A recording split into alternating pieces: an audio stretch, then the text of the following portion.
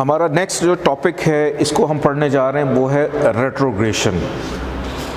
Retrogression का मतलब ये होता है यानी उल्टी चाल, उल्टा चलना।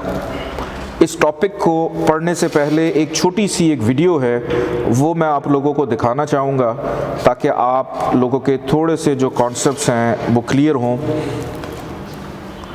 इस वक्त स्क्रीन पे आप एक सोलर सिस्टम की वीडियो देख रहे हैं जिसमें आप ये देख सकते हैं कि सूरज के गिर्द प्लैनेट्स जो हैं वो अपना सर्कल मुकम्मल कर रहे हैं। कुछ बहुत तेज़ चल रहे हैं, कुछ उससे हल्की स्पीड में चल रहे हैं, कुछ उससे भी हल्की स्पीड में हैं, और जैसे जैसे दूर होते चले जा रहे हैं रफ्तार कम होती जा रही है प्लैनेट्स की, डिस्टेंस की तरह। कभी आप लोगों ने हज पे आप जाएं ना, उम्रे पे जाएं, तो अल्लाह का जो घर है काबा, तो वहाँ कोशिश ये होती है कि जितना करीब रहेंगे उतना चक्कर छोटा लगेगा। जितना आप दूर रह के तवाफ़ करेंगे आपका टाइम भी ज़्यादा होगा, आपको चलना भी ज़्यादा पड़ेगा। तो मैं मिसाल दे रहा हूँ, मैं इस चीज़ को उसके साथ सिर्फ समझाने के लिए आप लोगों को कह रहा हूँ। तो इसी तरह जो प्लैनेट्स हैं, प्लैनेट्स भी सन चूँकि सेंटर में है, उसके गिर्द जो करीब है वो जल्दी अपना चक्कर मुकम्मल करता है, और जो प्लैनेट जितनी दूर है उसका उसी अंदाज़ में जो सर्कल है वो भी थोड़ा सा लेट होता है। अब यहाँ पे आप लोग देख सकते हैं कि जो सर्कल ये इस वक्त चल रहा है, कुछ प्लैनेट्स ऐसे हैं जो एक दूसरे के आगे से क्रॉस कर रहे हैं, एक दूसरे के आगे से भी गुज़र रहे हैं।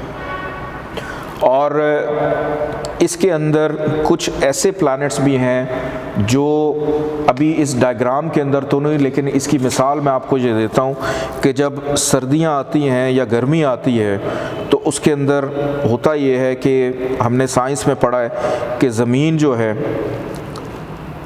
जब वो सूरज के करीब चली जाती है तो गर्मी आ जाती है, और ज़मीन जो है जब सूरज से दूर हो जाए तो सर्दी का मौसम आ जाता है। ऐसा ही है।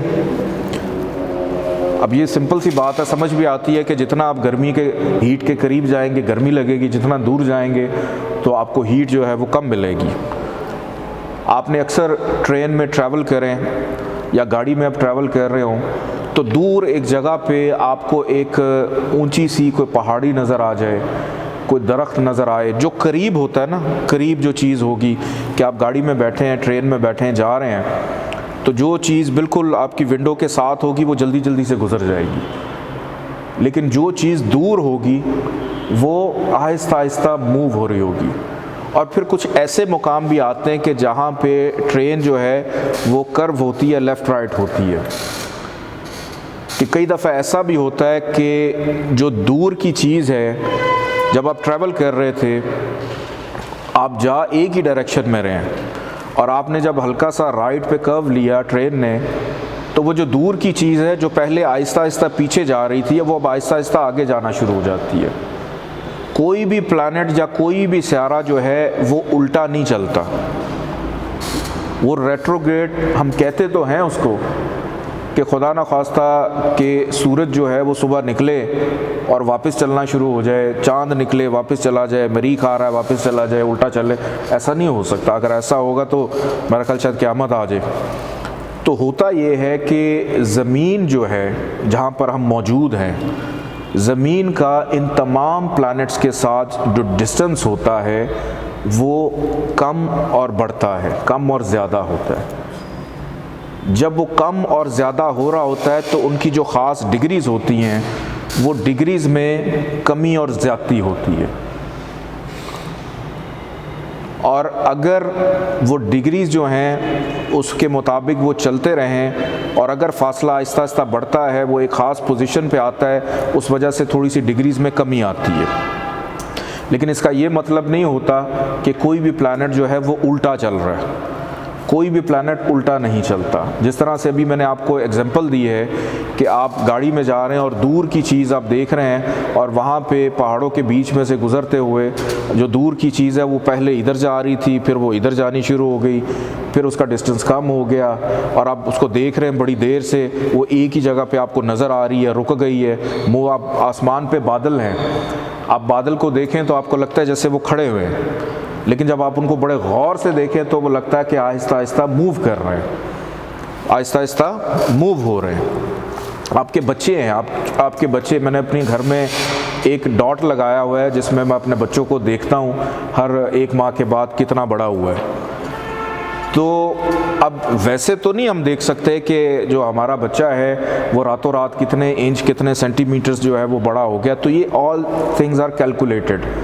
तो इसी तरह प्लैनेट्स का एक दूसरे के साथ जब डिस्टेंस कम और ज़्यादा होता है तो एक दूसरे की डिग्रीज़ में फ़र्क आता है।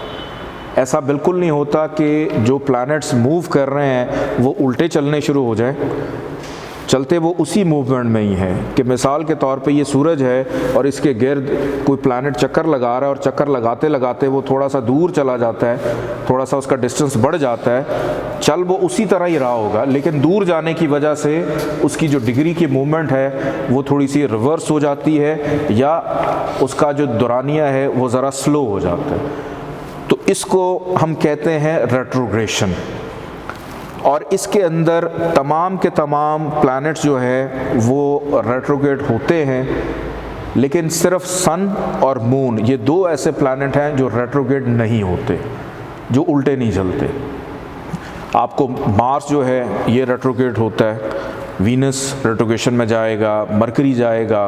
वो अक्सर कहते हैं ना आजकल मरकरी उल्टा चल रहा है, इस वजह तो सारे एक दूसरे ਨਾਲ लड़ रहे हैं, दिमाग नहीं काम कर रहा। तो तमाम के तमाम जो प्लैनेट्स हैं वो रेट्रोग्रेशन में जाते हैं, लेकिन सन और मून जो है ये 2 ऐसे प्लैनेट्स हैं जो रेट्रोग्रेड नहीं होते। फिर राहु और केतु की मैं यहाँ पे बात करूँगा कि राहु और केतु ये 2 शैडोज़ जो हमने पढ़े थे, राहु और केतु ये चलते ही रेट्रोग्रेशन में। ये तमाम के तमाम प्लैनेट्स एक जायचे के अंदर जब आप देखें तो एंटी क्लॉकवाइज चल रहे होते हैं, लेकिन राहु और केतु जो हैं वो एंटी क्लॉकवाइज नहीं चलते, वो क्लॉकवाइज चल रहे होते हैं। ये चलते ही रेट्रोग्रेशन में, कि जिस तरफ तमाम सियारे चल रहे होते हैं ये दूसरी तरफ, कि जो फिज़िकल बॉडीज़ हैं उनकी जो मूवमेंट है वो डायरेक्ट होती है, वो रेट्रोग्रेड होते हैं, लेकिन वो फिर भी उसके बाद डायरेक्ट ही रहते हैं, एंटी क्लॉकवाइज एक बर्थ चार्ट में चलते हैं। लेकिन जो राहु केतु हैं ये पहले घर से 12वें में जाते हैं, 12वें से 11वें में जाएंगे, 11वें से 10वें में, इस तरह उल्टे चलते हैं ये। अभी फॉर एग्ज़ाम्पल मैं एक जायचा आपके सामने खोल लेता हूँ और इस जायचे के अंदर कोई भी हम मिसाली जायचा इस वक्त खोल लेते हैं। इस वक्त 3-4 जायचे बने हुए हैं। अब इसी जायचे के अंदर अगर हमने देखना है कि कौन सा प्लैनेट जो है वो रेट्रोग्रेड है। अब रेट्रोग्रेशन के अंदर होता क्या है? रेट्रोग्रेशन के अंदर होता ये है कि जो भी प्लैनेट होगा उसकी जो ताकत है वो 3 गुना बढ़ जाती है, उसकी इंटेंसिटी 3 गुना बढ़ जाती है। वो पॉजिटिव होगा तो पॉजिटिविटी को बढ़ाएगा, अगर वो नेगेटिव होगा तो नेगेटिविटी को इंक्रीज़ करेगा। जैसे कोई प्लैनेट अगर 9 दर्जे पे है तो आप उसको कंसिडर कर सकते हैं ये 11 और 12 दर्जे के असरात दे रहा है। अगर वो रेट्रोग्रेड हुआ है, वो पॉजिटिव है तो पॉजिटिव देगा, नेगेटिव है तो नेगेटिव देगा। आप सॉफ्टवेयर में जब भी जायचा बनाते हैं तो जायचा बनाने के बाद इसके नीचे कुछ ये डिग्रीज़ आ जाती हैं, प्लैनेट्स के नेम, और यहाँ पे डिग्रीज़ आगे लिखी हुई कि कौन सा planet, sun is in Taurus 4 degrees पे। इसके अंदर जुपिटर के आगे आप देख सकते हैं R लिखा हुआ है और नीचे सैटर्न के आगे भी R लिखा हुआ है। तो R का मतलब है रेट्रोग्रेड, यानी ये रेट्रोग्रेशन। अगर आप डिग्रीज़ को भी क्लिक करेंगे तो यहाँ पे तो इसने सारी रेट्रोग्रेड कर दी हैं।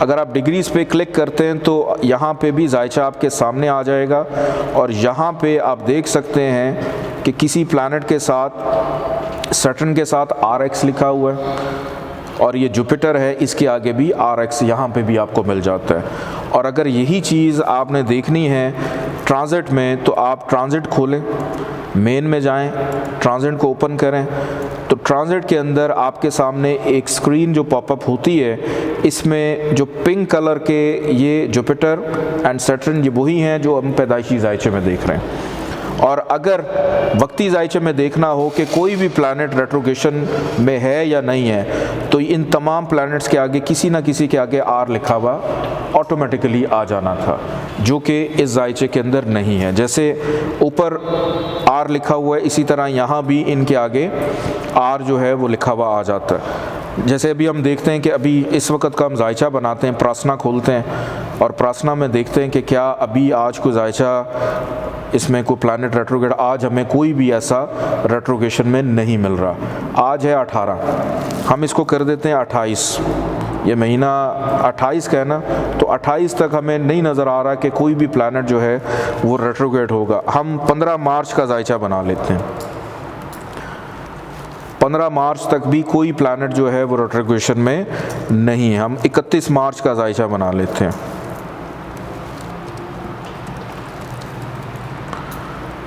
तो 31 मार्च में भी कोई प्लैनेट जो है वो रेट्रोगेशन में नहीं है। हम इसका मंथ बढ़ाते चले जाते हैं और देखते हैं कि शायद हमें अब एक ऐसा प्लैनेट है जिसके आगे ऑटोमेटिकली आर लिखा हुआ आ गया, नीचे आप देख सकते हैं। और ये किस डेट पे है? 30 अप्रैल के अभी 2 माह के बाद मरकरी जो है वो रेट्रोगेशन में जाएगा, मरकरी उल्टा होगा। तो रेट्रोगेशन का सिंपल सा मतलब ये होता है कि अगर प्लैनेट उल्टा चलेगा तो क्या होगा। सिंपल सा इसका असूल ये है कि कोई भी सारा अगर उल्टा हो जाता है तो उसकी 3 गुना ताकत जो है वो बढ़ जाती है, ज़्यादा हो जाती है। अगर वो कम डिग्री का है तो उसकी जो इंटेंसिटी है वो ऑटोमेटिकली बढ़ जाएगी, तो उसकी इंटेंसिटी ताकत और बढ़ जाएगी, और बढ़ जाएगी उसकी। तो ये जी जी रेट्रोगेशन जो है ये स्लो और बैकवर्ड मूवमेंट नहीं होती। इसको हम ये कंसिडर करते हैं कि फॉर एग्जांपल आप एक जगह पे खड़े हैं और आप देख रहे हैं सामने और आप उल्टा चलना शुरू कर देते हैं। अब उल्टे चलते हुए अगर तो आपको पता है कि मेरे पीछे दीवार है तो आप मोहतात अंदाज में रिवर्स होंगे, और अगर आपको ये आइडिया नहीं है कि मेरे पीछे दीवार है तो आप जिस स्पीड में रिवर्स हो रहे हैं आप उसी स्पीड में जाके उस दीवार में हिट हो जाएंगे। तो उससे क्या होगा कि आपको हो सकता है तकलीफ़ पहुँचे, आपको दर्द महसूस हो। कि अगर आप, अक्सर लोग होता है ना उल्टे चल रहे हों, कोई आपको पीछे को पत्थर, फ्रंट पे तो नज़र आ ही जाता लेकिन पीछे नज़र नहीं आता। अगर आपको ये पता है ना कि मैं 3 कदम पीछे जाऊंगा तो वहाँ पे एक पत्थर पड़ा है, मैंने मोहतात रहना है, लेकिन अगर आपको ये अंदाज़ा ही नहीं है कि पीछे मेरे पत्थर पड़ा है तो रिवर्स आप फिर भी जा रहे हैं। तो इसी तरह जब कोई प्लैनेट रेट्रोगेट होता है तो उसकी इंटेंसिटी बताती है कि उसकी जो रिवर्स की जो कंडीशन है वो किस अंदाज में है। अगर वो पॉजिटिव है, बाय बर्थ आपके लिए बहुत अच्छा है, तो वो प्लैनेट आपको फिर नुकसान नहीं देगा, वो उस चीज़ की अफादियत और को बेहतर करेगा। और अगर कोई प्लैनेट ख़राब है तो वो फिर धड़ाम से गिराता है नीचे, वो प्रॉब्लम देता है। ठीक है, ये हमारा रेट्रोगेशन का टॉपिक था। नेक्स्ट हमारा जो टॉपिक है उसमें अब हम पढ़ने जा रहे हैं एक्सॉल्टेशन एंड डिबिलिटेशन।